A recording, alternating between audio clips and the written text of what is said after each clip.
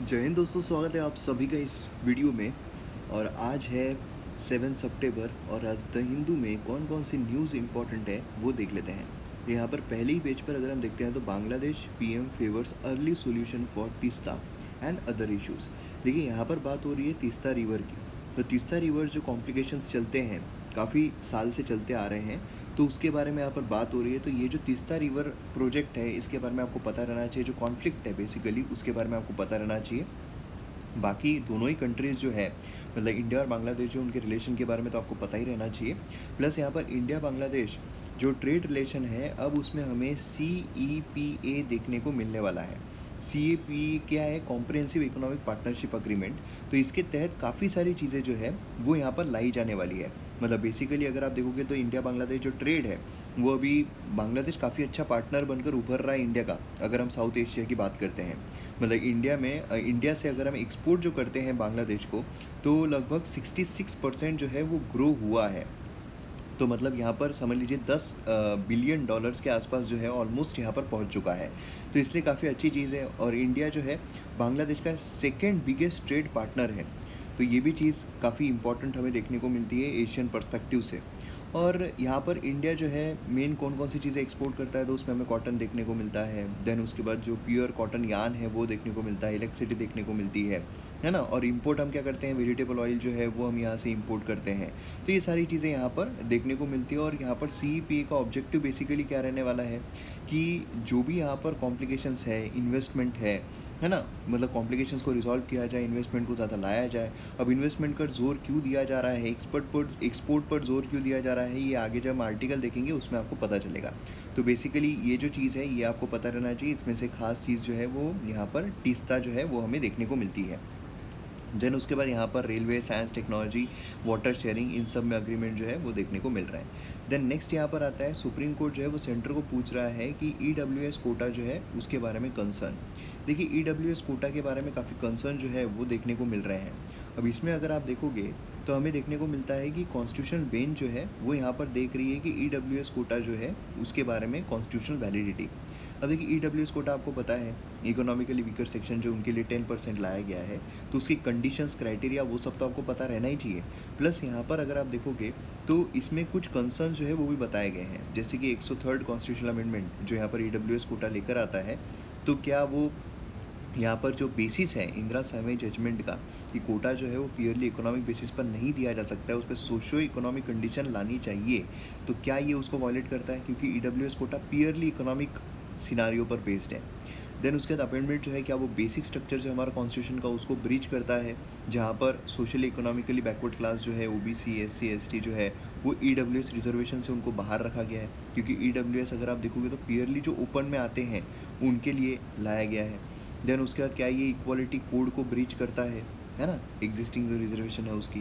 Then उसके यहाँ पर 50% जो कोटा की लिमिट दी गई कि 50% ज़्यादा रिजर्वेशन नहीं रहना चाहिए, लेकिन ये 50% के ऊपर 10% जो है वो दिया जा रहा है, तो क्या ये उसको ब्रीच करता है? तो ये सारी जो चीज़ें हैं वो यहाँ पर हमें देखने को मिलती है, तो इसके बारे में आपको पता रहना चाहिए। देन उसके बाद यहाँ पर इंडिया जो है उसको फर्स्ट नेज़ल कोविड वैक्सीन जो है वो मिली है, तो ये भी काफ़ी अच्छी चीज़ देखने को मिल रही है। फर्स्ट नेज़ल वैक्सीन जो है उसको यहाँ पर इमरजेंसी नोट बेसिकली दिया गया है।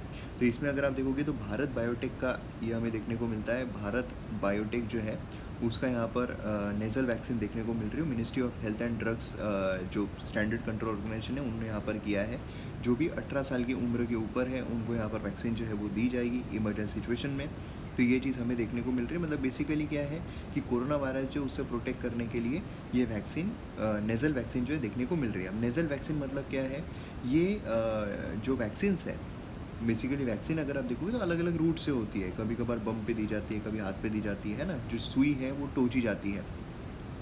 और ये मतलब बेसिकली नेज़ल में क्या होगा, नेज़ल में जो नेज़ल रूट है उससे यहाँ पर वैक्सीन जो है वो दी जाएगी, है ना। तो कभी कभार क्या होता है, जो ओरल जो लिक्विड होता है वो भी कभी कभार इंजेक्ट किया जाता है। तो इस तरीके से जो नेज़ल वैक्सीन है बेसिकली नेज़ल से यहाँ पर प्रोवाइड की जाती है, ठीक है। तो ये एक चीज़ जो है काफ़ी इम्पोर्टेंट हमें देखने को मिलती है। और इसके बाद अगर हम देखते हैं, मतलब इसके बारे में भी आपको कंप्लीट इन्फॉर्मेशन जो रहनी चाहिए। देन उसके बाद अगर हम देखते हैं तो कोई भी बाकी न्यूज़ यहाँ पर इम्पोर्टेंट नहीं है। देन उसके यहाँ पर अगर हम देखते हैं तो ईडी ने यहाँ पर सर्च जो है वो कंडक्ट किया है। तो ईडी के बारे में आपको यहाँ पर इन्फॉर्मेशन जो है वो रहनी चाहिए, एनफोर्समेंट डायरेक्टरेट के बारे में। तो पॉलिटी से आप पूरा एनफोर्समेंट डायरेक्टरेट जो है वो कवर कर सकते हो।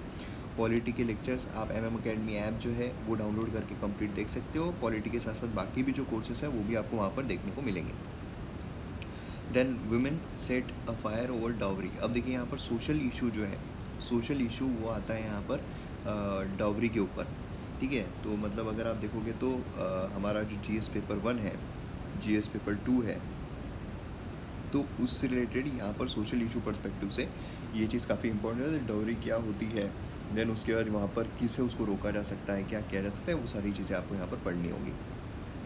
देन यहाँ पर अगर आप देखोगे तो गवर्नमेंट ने लीकर सेल से 269.08 करोड़ जो है इतने कमाए हैं। तो ये कल मैंने एक शॉर्ट वीडियो बनाया था कि जापान जो है, जापानीज़ गवर्नमेंट वो क्यों अपने लोगों को, अपने यूथ को ज़्यादा शराब पीने के लिए बोल रही है, इनकरेज कर रही है। तो इससे रिलेटेड ये जो चीज़ है वो भी देखने को मिलती है। तो अगर आपने वो शॉर्ट नहीं देखा है तो ज़रूर देखिए। देन उसके बाद यहाँ पर अगर हम नेक्स्ट जाते हैं तो यहाँ पर कोई भी न्यूज़ नहीं है। नेक्स्ट इसमें भी अगर आप देखोगे तो न्यूज़ नहीं है। यहाँ पर एक देखने को मिलता है कि 12 फिशरमैन जो उनको अरेस्ट किया गया श्रीलंकन नेवी के द्वारा। अब देखिए जो फिशरमैन की प्रॉब्लम है श्रीलंका के साथ वो काफ़ी टाइम से चलती आ रही है। तो इसलिए क्या है कि यहाँ पर आपको इसके बारे में मेंस रिलेटेड क्वेश्चन आ सकता है कि कैसे हम इस इशू को रिजॉल्व कर सकते हैं। तो उस पर आपको एक आंसर जो है अच्छा खासा तैयार करना पड़ेगा। आपको नेट पे मिल जाएगा, अगर आप नेट पे सर्च करोगे तो, मतलब श्रीलंका फिशरमैन इशू यूपीएससी ऐसा डालोगे तो आपको मिल जाएगा। उससे आप एक अच्छा खासा आंसर जो है तैयार करके रख सकते हो। ओके, देन उसके बाद नेक्स्ट इस पर आते हैं तो एट्रल पेज है। एट्रल पेज पर यहाँ पर इंडिया 7% एनुअल ग्रोथ जो है वो यहाँ पर रियलिटी के बारे में यहाँ पर बताया जा रहा है। तो बेसिकली द हिंदू है क्रिटिसाइज़ करी गई। तो यहाँ पर रियल जीडीपी ग्रोथ जो है 13.5% जो यहाँ पर बताई गई है फर्स्ट क्वार्टर की, ये तो आपको पता होगा। तो ये एस्टिमेट जो किया गया था रिजर्व बैंक ऑफ इंडिया से उसे 2.7% लोअर है। मतलब रिजर्व बैंक ऑफ इंडिया ने 16.2% जो है वो बताई थी। देन उसके बाद अब रिमेनिंग जो क्वार्टर्स है उसमें जो एक्सपेक्टेड किया जा रहा है तो वो अगर हमें अचीव करना है तो काफ़ी अच्छे तरीके से काम करना पड़ेगा।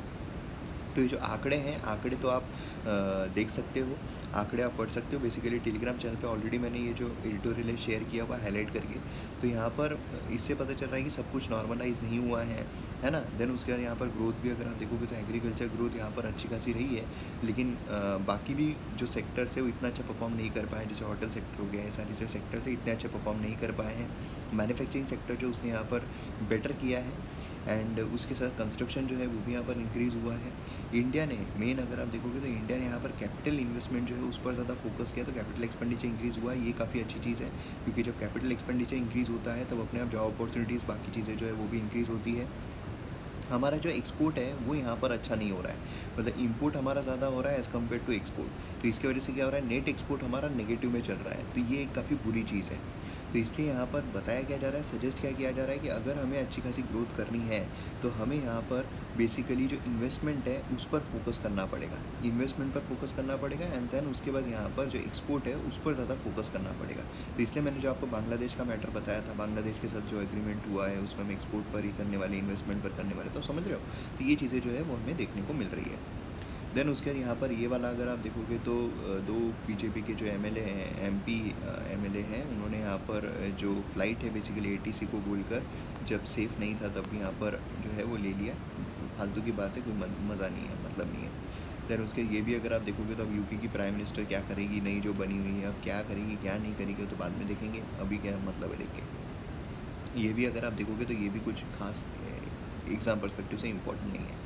देन उसके यहाँ पर भी अगर आप देखोगे तो ये भी एडिटोरियल इम्पॉर्टेंट नहीं है, ये बर्डन ऑफ वुमेन बियर। तो ये बेसिकली क्या है कि अगर आप सीधे तरीके से, है ना, तो ये वही जो मैंने अभी आपको बताया है कि क्या क्या वायलेंस, मतलब इसमें क्या होता है, वुमेन इशू जो कंप्लीट वुमेन इशू है ये आपको तैयार करना पड़ेगा। तो मतलब आपको करना क्या पड़ेगा, मैं आपको सीधा ढांचा बताता हूँ। आपने वो ढांचा कर लिया, आपको बार बार वुमेन इशू देखने की ज़रूरत नहीं। एक आपको लिखना है वुमेन इशू, ठीक है।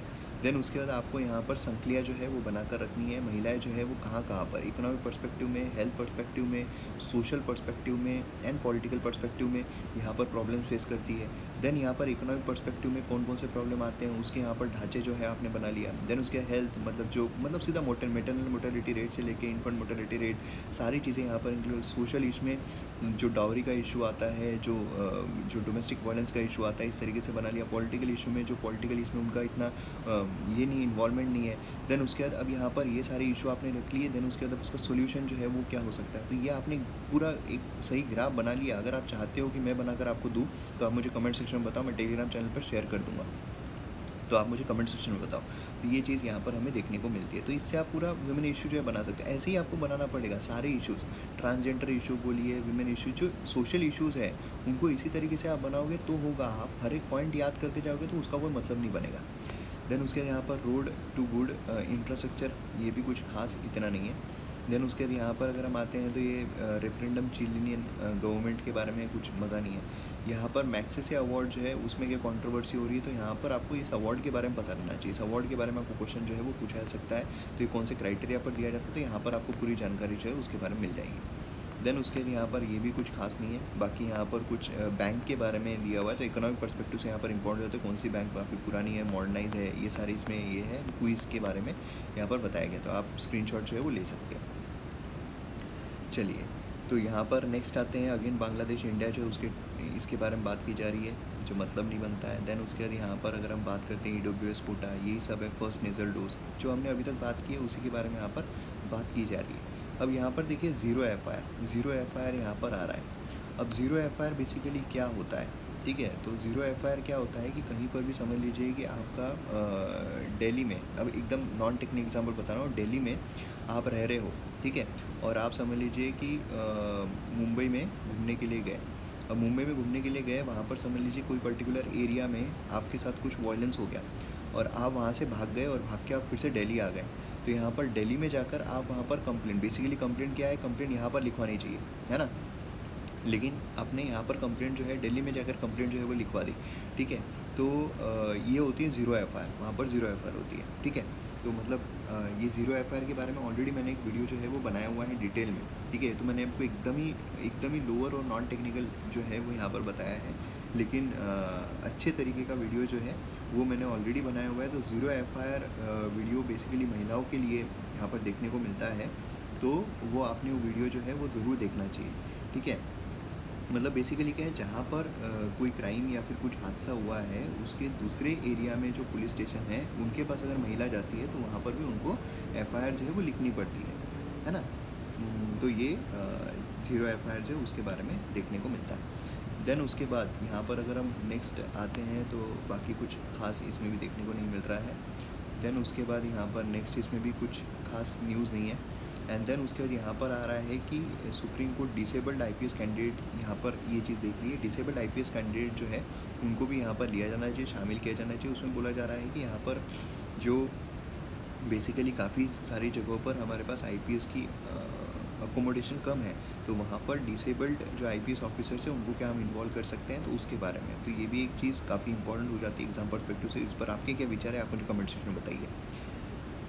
देन उसके बाद कुछ भी खास न्यूज़ जो है वो देखने को नहीं मिल रही है। यहाँ पर एक है कि भाई फ्यूचर ऑयल सप्लाई जो है हमारा गल्फ से होगा, तो ये भी जब होगा तब देखा जाएगा, बाकी अभी कुछ खास नहीं है। तो इस तरीके से हमारे न्यूज़पेपर में, मतलब बेसिकली द हिंदू में आज जो न्यूज़ है वो देखने को मिलती है। तो वीडियो पसंद आता है तो शेयर ज़रूर कीजिए। मिलते हैं अगले वीडियो में। जय हिंद।